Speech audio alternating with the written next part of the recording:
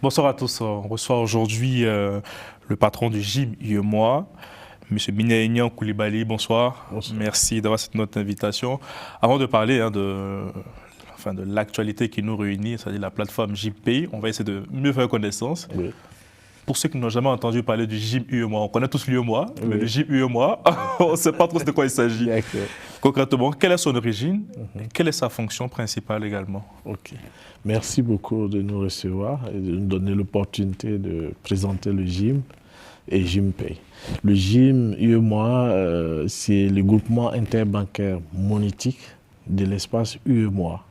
L'espace UEMOA qui regroupe 8 pays de l'Afrique de l'Ouest qui partagent la même monnaie, qui ont la même institution d'émission qui est la BCEAO.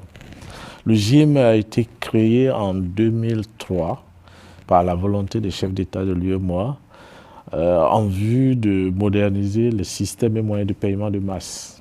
Donc, on parle de système et moyens de paiement de masse, tous les instruments de paiement qu'utilise tout le monde. Les cartes bancaires et tout, c'est ça? Carte bancaire, chèque, virement, ainsi de suite. Voilà. Il s'agissait de moderniser tous ces systèmes, mais le gym s'était plus focalisé sur la carte bancaire. D'accord. Voilà. Et il y a d'autres structures qui s'occupent des autres instruments de paiement.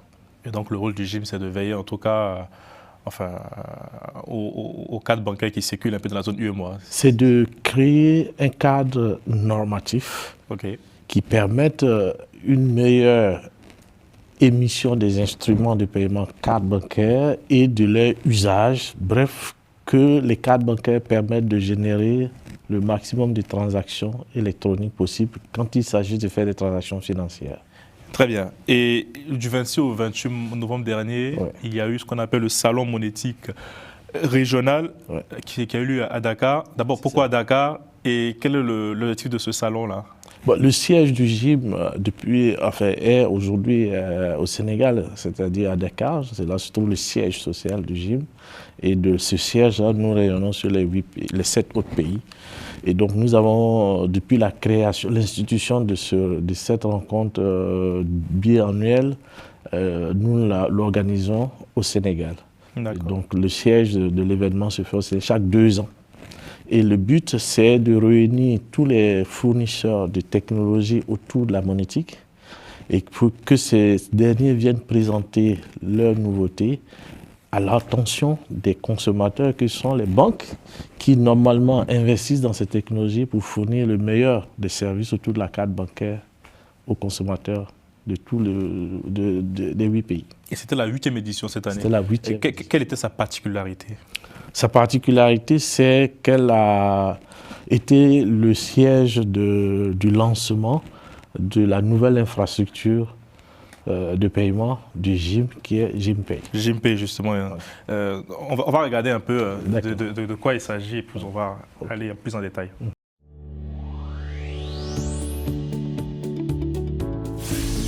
Découvrez une expérience client augmentée. L'inclusion financière reste un défi majeur dans l'UEMOA et GymPay est la clé pour pallier à ce défi. Prenons l'exemple de Salif qui veut commander un VTC mais n'arrive pas à jongler parmi toutes les applications. Avec GymPay, il peut comparer et réserver le trajet le moins cher sans effort. Awa, quant à elle, souhaite acheter des vêtements, mais se perd souvent sur les différents sites marchands. GymPay centralise les magasins et lui offre une expérience d'achat fluide. Moussa aimerait envoyer de l'argent à sa famille. GymPay lui fait gagner du temps. Il peut effectuer des transferts à dépenser uniquement dans un contexte donné. Aimé souhaite envoyer de l'argent facilement de son compte bancaire vers un wallet mobile money. GymPay lui évite de passer par plusieurs étapes ou plateformes supplémentaires et lui simplifie cette opération. Aimé veut régler sa facture de courant, mais jongler entre ses comptes et modes de paiement le pénalise. Avec GymPay, il peut combiner ses comptes en un clic et régler ses factures instantanément. Sheikh, un utilisateur fidèle, accumule grâce à GymPay des points qui se transforment en récompenses pour ses prochains achats. GymPay est la clé. Donc voilà, c'était la particularité de cette 8e édition. D'abord, comment est née l'idée de ce concept-là? L'idée de définir cette plateforme vient de l'analyse que nous avons faite du marché des paiements dans l'UEMOA. Nous constatons qu'il y a plusieurs acteurs qui émettent des instruments de paiement et nous sommes partis des statistiques. Aujourd'hui, l'UEMOA, c'est 142 millions d'habitants. 75% de ces habitants sont jeunes. La population croît à hauteur de 2%. Et quand on regarde la situation de l'émission des instruments de paiement, il y a 8 millions de cartes bancaires en circulation, avec un taux de croissance moins de 8%. Il y a à peu près 76 millions de comptes de monnaie électronique actifs. Il y a 19 millions de comptes bancaires, 18 millions de comptes de microfinance. Et quand on regarde, tous ces comptes-là sont en croissance. Parce que ça part de 4% à 26%. Donc, ce qui veut dire que tous ces instruments de paiement sont utilisés. Quand on regarde également du côté de l'offre de services, c'est une offre très différenciée parce qu'il y a des acteurs qui ont innové, les opérateurs mobile money, qui ont des services, mais qui, par la régulation, n'ont pas toutes les capacités. Par exemple, on ne peut pas avoir plus de 2 millions sur un wallet mobile. Le wallet mobile ne peut pas faire plus de 10 millions de transactions dans le mois. Et de l'autre côté, on a les banques. Le wallet mobile, pour ceux qui ne savent pas, c'est le mobile money. D'accord, merci. C'est le mobile money. Le mobile money qui est très répandu, que tout le monde connaît. Et de l'autre côté, on a les banques qui émettent des cartes de débit liées au compte bancaire. Les banques ont plus de capacités. Le régulateur les autorise à plus avoir de possibilités. L'argent est surtout à la banque, pour ceux qui sont bancarisés. Pour ceux qui ne sont pas bancarisés, leur argent est sur eux, mais ils ne pourront pas mettre plus de 2 millions sur le wallet. Il faut que les 2 millions finissent pour qu'ils en rajoutent. Quand on regarde ce paysage, c'est compliqué de générer suffisamment de transactions. C'est-à-dire générer des transactions électroniques dans les transactions financières, dans l'UEMOA, ce n'est pas systématique. Or, notre mission à nous, c'est de promouvoir les transactions électroniques. Et pourquoi c'est important pour nos pays de promouvoir les transactions électroniques? D'abord, une transaction qui est faite électroniquement laisse des traces. C'est une meilleure traçabilité et ça permet de mettre en œuvre une meilleure transparence aussi de nos économies. J'en venais aussi, est-ce qu'il n'y a pas un risque de dérive en matière de transparence électronique avec tout ce qu'on connaît aujourd'hui? Bien sûr, il faut que ce soit sécurisé. Il faut que ce soit sécurisé, il faut que les consommateurs soient protégés. Donc les lois sur la protection des données à caractère personnel, tous nos pays aujourd'hui ont promulgué ce genre de loi et les acteurs ont l'obligation d'ailleurs de se certifier pour dire que quand quelqu'un fait une transaction électronique, il faut qu'il soit rassuré que ces données ne vont pas se balader n'importe où. Et souvent, on demande de mettre la carte d'identité pour avoir, pour une question de traçabilité, on exige aujourd'hui d'avoir une pièce d'identité dans des applications aussi. C'est important quand on fait une transaction qu'on sache qui l'a fait. Parce que la carte peut être volée. Donc il faut savoir qui a fait la transaction. Il y a des dispositifs, il y a tout ce qui est... il y a des solutions qui permettent d'authentifier le porteur de la transaction, le porteur de la carte de l'instrument de paiement. Une transaction qui se fait sur une plateforme de e-commerce, on ne sait pas, on ne voit pas la personne. Peut-être la carte peut être volée avec tous les mots de passe. Donc on va envoyer un OTP, un SMS à la personne pour qu'elle confirme que c'est bien le propriétaire qui l'a. Donc sur son numéro de téléphone. Donc le fraudeur, il faut qu'il lève tout volé vraiment pour pouvoir réussir à le faire. Mais c'est important pour le consommateur. Si on veut que les consommateurs aient le réflexe de la transaction électronique dans leur quotidien, il faut que tous ces dispositifs soient sécurisés. Et lorsqu'on atteindra ce niveau, pour les gouvernants, c'est très important. Premièrement, ça permet d'avoir une meilleure lisibilité sur la consommation, la dynamique de consommation. Et ça permet derrière de faire des politiques économiques plus ciblées. Ça permet aussi d'assurer que nous sommes transparents dans nos systèmes financiers. Et vous voyez, quand un pays ne peut pas prouver toute la transparence requise, elle est mise sur une liste grise, parce qu'on ne vit pas isolé, on vit dans un monde où il y a des règles. Et lorsqu'on est sur une liste grise, ça veut dire que ce sera compliqué d'être dans le système financier mondial, parce que les virements seront plus compliqués, seront plus longs, et même les sociétés qui achètent des équipements à l'étranger vont devoir payer en avance. Et si pour payer en avant, elles sont obligées de prendre des crédits à la banque. Donc, ça obère le coût pour le consommateur final. Donc, la transparence a un coût.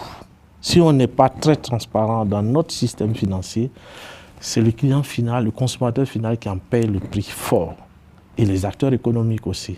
Donc, l'avantage de l'usage des transactions électroniques, c'est vraiment de permettre d'avoir une économie transparente et que les acteurs puissent faire leur business vraiment le plus simple possible, sans friction. Est-ce que vous avez rencontré des difficultés dans la conception, dans la réalisation de cette plateforme? Bien sûr. Ça n'a pas été simple. C'est quoi, un blocage politique ou c'est des habitudes africaines qui ne sont pas encore au point? Pas à ce niveau, parce que c'est notre mission. Ouais. Notre mission, c'est de développer les infrastructures de paiement dans l'espace UEMOA. C'est une mission qui nous a été accordée. Il ne saurait avoir de blocage politique. Les difficultés sont plutôt d'ordre technique, parce qu'il s'agissait de régler des problématiques endogènes. Pour une fois, on ne va pas prendre des solutions à l'étranger qu'on vient adapter. On a développé nous-mêmes ces solutions. Donc il a fallu déjà comprendre la nature des problématiques endogènes, comprendre pourquoi les choses sont faites comme elles sont faites et quelles sont les solutions qui doivent nous permettre de régler et de changer et de revenir à la mission première. Rappelons-nous notre mission, promouvoir les transactions électroniques. Donc, faire en sorte que ce soit le plus simple. Faire circuler l'argent, comme on dit. Faire circuler l'argent électroniquement, le plus simple possible, sans friction. Que quelqu'un qui est assis chez lui, s'il n'a pas envie d'aller affronter les embouteillages, qu'il puisse faire vraiment l'essentiel de ces transactions du quotidien. Pour l'instant, il y a un effort qui a été fait. On peut payer les factures électroniquement, même si le parcours client n'est pas encore ce qu'on souhaite. L'idée, c'est de le rendre le plus simple possible. Aujourd'hui, les gens utilisent beaucoup toutes les sociétés de taxi en ligne, c'est-à-dire de type Uber. Mais pas, sans faire de publicité, mais il y a des équivalents. Enfin, c'est la référence, ce qu'on appelle les VTC. Les VTC, voilà. Aujourd'hui, l'approche VTC est très répandue dans nos pays. C'est une bonne chose. Et ça, là, vous possédez ma question. À quel type de public principal s'adresse JimPay?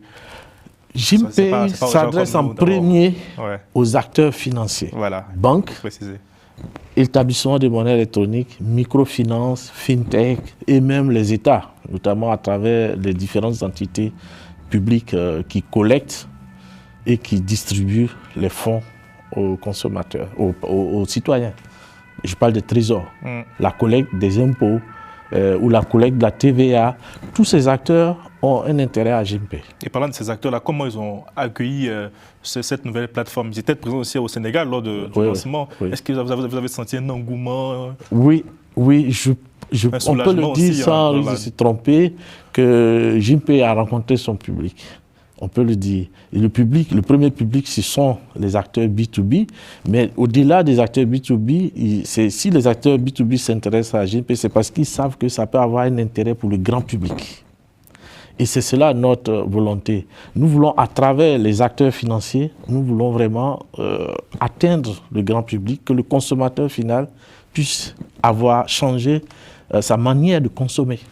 Voilà, c'est ça le but. Est-ce qu'il y a des concurrents sur le continent à JimPay? En tout cas, il y a des gens qui se sont... Enfin, vous avez fait peut-être sûrement une étude de marché, vous avez vu peut-être qu'il y a des gens qui ont commencé, qui n'ont pas abouti aussi à ce système ou pas? Bon, je ne peux pas vous le dire parce que je ne sais pas. Sans faire de pub, mais est-ce que vous avez... Disons que nous sommes une institution communautaire et nous regroupons les banques et nous avons essayé d'intégrer aussi les fintech. Et notre objectif, c'est de les activer. Donc ça s'est fait en cohésion. C'était en cohésion. Ça, voilà. On n'est pas en concurrence, on travaille vraiment en cohésion et on fait en sorte qu'on leur mette à disposition des infrastructures. C'est comme dans un pays. L'État construit des routes, des ponts, des aéroports, et après les acteurs économiques viennent les utiliser. C'est exactement le même schéma. Donc, est-ce que l'État peut avoir un concurrent pour construire des routes? Non. Je sais que vous êtes en charge. Le JimUEMOA qu'on avait décrit, c'est plus en matière de crédit bancaire, de cartes bancaires. Ou des cartes bancaires, cartes de débit essentiellement dans la région. Moi, j'aimerais avoir votre regard un peu. On va profiter du fait que vous soyez sur notre plateau pour aussi parler de l'agent un peu la focus, me permettez. Votre regard sur les consommateurs africains aujourd'hui, est-ce qu'ils se sont habitués à la carte bancaire aujourd'hui, à la digitalisation du paiement aujourd'hui? Je dirais que les consommateurs se sont habitués à la digitalisation.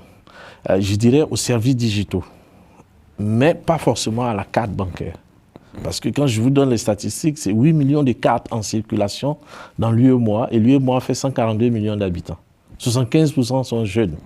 Et on n'a que 8 millions de cartes.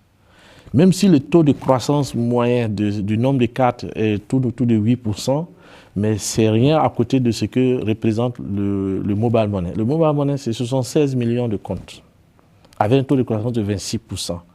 Et c'est ce qui me fonde dans l'idée que les consommateurs s'intéressent à la chose digitale, oui, mais pas avec la carte. Et comment on explique ça selon vous? Mais la carte ne correspond pas à nos habitudes. Nous sommes dans des pays où... Peut-être qu'il y a des comptes bancaires. Hein? Il y a des pas tous. Aujourd'hui, le taux de bancarisation strict tourne autour de 20%. Donc, c'est-à-dire 20% de la population active dispose d'un compte bancaire. Ce n'est pas systématique d'avoir un compte bancaire. Or, en général, la carte bancaire est liée au compte bancaire. Il y a les cartes prépayées qui ne sont pas liées à un compte, mais qui représentent que sur les 8 millions, 1,6 million de cartes prépayées. Je pense qu'il y a d'autres critères qui font que les gens sont repoussés. Il y a tout ce qui est KYC, c'est-à-dire l'authentification, l'identification du client. Et le fait que souvent, pour ouvrir un compte bancaire, on vous dit qu'il faut que vous justifiez de revenus réguliers. Donc, tout ce dispositif n'est pas adapté à nos pays, à nos marchés. Et alors que pour ouvrir un compte de monnaie électronique, ce dispositif est allégé. On ne demande pas forcément les mêmes exigences que d'ouvrir un compte bancaire. Donc, les exigences pour ouvrir un compte bancaire, qui sont des exigences dues au régulateur, on ne peut pas dire que c'est mauvais, c'est pas mauvais, mais cela fait qu'il n'y a pas beaucoup de gens qui peuvent ouvrir un compte bancaire. Mais ceux qui ne peuvent pas ouvrir un compte bancaire peuvent au moins avoir un compte de monnaie électronique. Et donc, il faut veiller à ce que le compte de monnaie électronique puisse évoluer pour pouvoir permettre à ces gens, en plus de l'utiliser, qu'il soit véritablement un compte qui peut être utilisé, qui a les mêmes capacités qu'un compte bancaire pour ces populations. Pour l'instant, ce n'est pas le cas, et c'est pour ça qu'il faut trouver des voies et moyens pour que cette population soit quand même incluse financièrement, c'est-à-dire avoir accès au crédit, qu'elle puisse faire de l'épargne, qu'elle puisse acheter des produits d'assurance, et c'est ça qui manque côté mobile money. Alors que côté banque, quand vous avez un compte, vous pouvez ouvrir un compte d'épargne. Si vous épargnez bien pour avoir un crédit. Mais cela reste encore pas le cas pour les détenteurs de comptes. Ah, mais ça, on risque d'avoir aujourd'hui quasiment, enfin, j'ose la question, une disparition de ces systèmes de paiement là, au profit des mobile money aujourd'hui. Non, pas du tout. Je ne crois pas. La banque existera toujours. La banque existera toujours parce que ce qu'il faut savoir, c'est que les établissements de monnaie électronique ne gardent pas l'argent de leurs clients. L'argent que le client laisse à l'opérateur mobile money, l'opérateur mobile le dépose à la banque. Parce que c'est l'acteur de confiance du régulateur. Il y a une hiérarchie qui est établie par la régulation qui fait que les opérateurs mobile money sont obligés d'avoir des comptes de cantonnement au niveau des banques. Donc c'est un système qui est à la chaîne. D'accord. Ah, d'accord. Donc ça ne peut pas disparaître. Donc c'est un peu l'interface, ce sera un peu l'interface. On va revenir un peu sur JMP, désolé de délager un peu la focale, c'est parce que je me dis, j'ai au moins ça de l'humour autant aborder ces sujets-là qui nous concernent aussi directement. De manière pratique, quels seront les avantages de JMP pour les utilisateurs? Là, il nous reste environ 6 minutes. Les avantages de JMP pour l'utilisateur, c'est que JMP est basé sur la transaction et non sur les instruments de paiement. Donc, quel que soit l'instrument de paiement qu'utilise l'utilisateur, si son institution est membre de JMP, il aura une facilité d'accès à son argent et aux services. JMP est un espace où finalement on rapproche les services digitaux et les fonds. Je suis client d'une institution financière qui est membre de JMP, j'ai sur l'interface de mon institution la possibilité d'enrôler tous mes autres comptes bancaires ou tous mes autres instruments de paiement. Et j'ai accès sur l'interface de mon institution à l'ensemble des services qui existent dans l'écosystème. Ce qui veut dire que si je dois acheter, je veux faire une course, je peux facilement avoir accès à l'ensemble des opérateurs qui proposent des services VTC. Et mieux, JMP les compare pour moi. Ce qui aujourd'hui relève d'un parcours de combattant pour les comparer. Et vous savez que quand on fait un acte d'achat, on compare. Systématiquement, machinalement, on fait toujours des comparaisons. Aujourd'hui, si je veux consommer ces services de VTC, je suis obligé de choisir de facto un, parce que je dois aller sur son application. Mais si, avec JimPay, j'ai la possibilité de comparer chacun et de prendre le meilleur. Pareil, si je veux faire du transfert d'argent en France à mon fils ou à un parent, j'ai la possibilité de comparer les différentes routes qui mènent vers la France. Et ce qui n'est pas le cas aujourd'hui. Je suis obligé de faire un choix en amont et de me contenter de ce qui me sera offert. Donc la qualité, l'expérience client va être augmentée pour le consommateur final avec JimPay. L'enjeu, c'est de donner les moyens aux acteurs financiers de suivre l'expérience client, la demande, et faire en sorte que l'offre soit alignée avec la demande, et surtout savoir que la demande est dynamique dans le monde digital. Justement. Et donc, avoir les données nécessaires pour suivre cette dynamique de la demande et pouvoir ajuster constamment l'offre à cette demande. Et JimPay a déjà été mis en place dans une, dans une banque, chez un particulier. Aujourd'hui, JimPay existe et les acteurs doivent se connecter. On est en train d'intégrer les différents acteurs. Il y a des groupes. On a ciblé les groupes bancaires parce qu'il faut partir avec les plus gros acteurs pour que les autres soient attirés et viennent. Et aujourd'hui, je peux dire que oui, c'est pour bientôt les premières transactions de JimPay. Je pense que c'est l'une de vos plus belles innovations depuis que vous êtes à la tête de Jim UEMOA. Tout à fait. C'est une fierté pour vous aujourd'hui? Oui, c'est une fierté, mais ça le sera encore mieux lorsque, dans quelques années, ça deviendra trivial pour tout le monde d'être sur JimPay. C'est cela, je pense que le plus important, c'est le consommateur. De voir que le consommateur va faire des transactions de manière plus simple. C'est une plus grande fierté pour moi. C'est un peu répandu dans la presse au niveau international. Est-ce que vos amis de la sous-région, des autres, de l'Afrique centrale et compagnie vous ont contacté pour avoir plus d'infos, pour éventuellement s'inspirer de vous? Nous échangeons régulièrement, même en dehors de l'événement, nous échangeons déjà avec les autres homologues, Afrique centrale, Ghana, Nigeria, et on continue les échanges. C'est une expérience que nous faisons. Ils ont aussi fait d'autres expériences que nous, on regarde. Nous échangeons. Voilà. Et avec l'Europe, il n'y a pas eu d'expérimentation. C'est un produit purement africain, fait par les Africains. C'est ça. C'est bien de préciser. C'est important. C'est très important. Il y a un génie non, pas un génie. C'est un travail d'équipe. Déjà, c'est plusieurs collaborateurs, des partenaires aussi. On n'a pas travaillé en vase clos, on a travaillé avec des partenaires locaux. Mais c'est locaux, bien de préciser. Voilà, c'est important. C'est une aventure endogène pour régler des problèmes endogènes. Pour terminer, quels sont vos défis pour la suite à la tête du Jim UEMOA? C'est de poursuivre le développement des infrastructures. Il y a des gros défis. Le cloud, la technologie du cloud est répandue dans le monde. L'intelligence artificielle, tout le monde en parle. Je regardais encore en début d'année la tournée de Microsoft en Inde.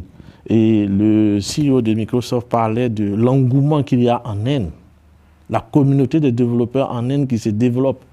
Mais mon ambition, c'est de permettre que l'Afrique ne soit pas en reste de ce genre de mouvement. Que nous aussi, nous puissions avoir notre cloud souverain, qu'on puisse avoir des sortes de factories d'intelligence artificielle et qu'on puisse vulgariser les usages au sein de nos entreprises, en commençant par le secteur financier, qui est notre secteur d'origine. Merci beaucoup, monsieur le directeur. Merci à Romain Cléco de Menc à la réalisation. Portez-vous bien, bonne soirée et à bientôt.